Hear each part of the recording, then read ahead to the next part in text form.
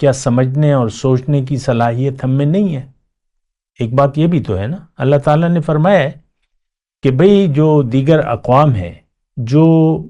میں نے پیغمبر بھجوائے، ان کو اپنی طرف پیغمبروں نے میری طرف دعوت دی ان لوگوں کو، اور انہوں نے نہ مانا،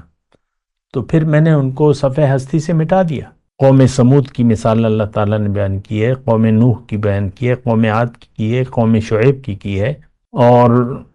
جو بھی ہے اللہ تعالیٰ نے جو بھی بیان کیے ہیں، اور بہت سے بیان بھی نہیں کیے ہیں، لیکن آج تو کسی قوم کا وجود نہیں ہے۔ تو ایک بات جو ہے یہ قوم سمود کی میں بات کر رہا تھا، وہی رویہ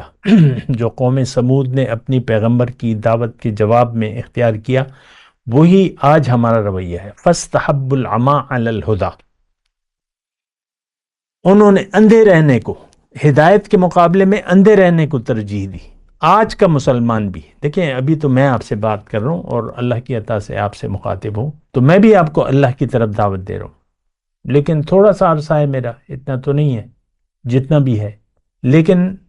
اس وقت تک عام جن لوگوں نے بھی میری بات سنی ہے، انہوں نے کہا نہیں بھئی،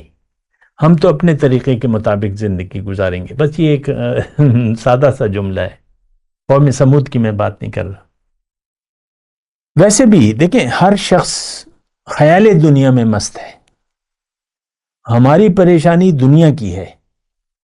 جب دیکھیں دنیا کو آپ مدعا بنا لیں، ایک بات میں کہنا چاہتا ہوں، ایک جملہ عرض کرنا، وہ یہ ہے کہ ہماری اللہ سے بے رخی اور دنیا کی طرف توجہ، اس کا مطلب یہ ہے کہ ہم ہدایت کو جھٹلا چکے ہیں۔